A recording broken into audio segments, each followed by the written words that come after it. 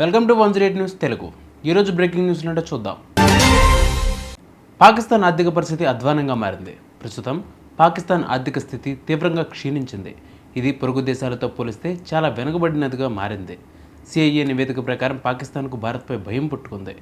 1993లో విడుదలైన సిఐఏ రహస్య నివేదిక ప్రకారం పాకిస్తాన్కు భారతదేశంపై భయం ఉందని, కాశ్మీర్ వివాదం కారణంగా రెండు దేశాల మధ్య యుద్ధం జరిగే అవకాశం ఉందని పేర్కొంది. వరుణ్ తేజ్ మరియు లావణ్య త్రిపాఠి తల్లిదండ్రులు కాబోతున్నారనే వార్తలు హల్చల్ అవుతున్నాయి. టాలీవుడ్ యంగ్ హీరో వరుణ్ తేజ్ మరియు నటి లావణ్య త్రిపాఠి తల్లిదండ్రులు కాబోతున్నారంటూ సోషల్ మీడియాలో ప్రచారం జరుగుతుంది. ఇది ఎంతవరకు నిజమన్నది వారు చెప్పేదాకా తెలియదు.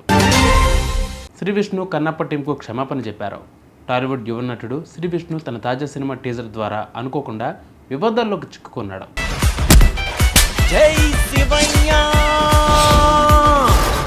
ఇటీవల విడుదలైన సింగిల్ టీజర్లోని కొన్ని సన్నివేశాలు కన్నప్ప టీంకు అభ్యంతరకరంగా అనిపించాయి.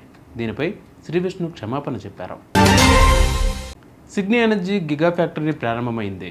హైదరాబాద్లోని సిగ్నీ ఎనర్జీ ఐఐటి మద్రాసులో ప్రారంభమైన సంస్థ నగరంలో కొత్త గిగా ఫ్యాక్టరీని ప్రారంభించింది.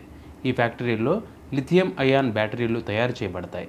ఇది స్థానిక పరిశ్రమలకు మరియు విద్యుత్ నిల్వ సామర్థ్యానికి మద్దతు ఇస్తుంది.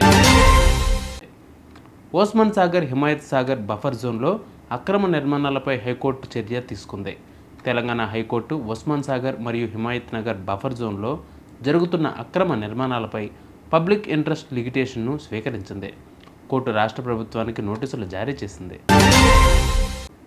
ఖమ్మంలో విద్యుత్ షాక్తో వ్యక్తి మృతి.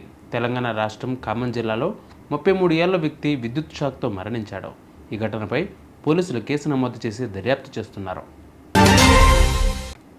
Gujarat Titans versus Sun Risers Hyderabad match ఈరోజు అహ్మదాబాద్లోని నరేంద్ర మోదీ స్టేడియంలో జరగనుంది. ఈ జట్ల మధ్య 51వ మ్యాచ్ జరగనుంది. ప్లే ఆఫ్ అవకాశాలను బలోపేతం చేసుకోవాలని రెండు జట్లు లక్ష్యంగా పెట్టుకున్నాయి. ఇక చెన్నై సూపర్ కింగ్స్ విషయానికి వస్తే ప్లే ఆఫ్ రేస్ నుండి బయటకు తోసేశారు. సన్ రైజర్స్ హైదరాబాద్ జట్టుతో జరిగిన మ్యాచ్లో ఓటమి అనంతరం చెన్నై సూపర్ కింగ్స్ జట్టు IPL 2025 ప్లే ఆఫ్ రేస్ నుండి బయటకు తోసేశారు.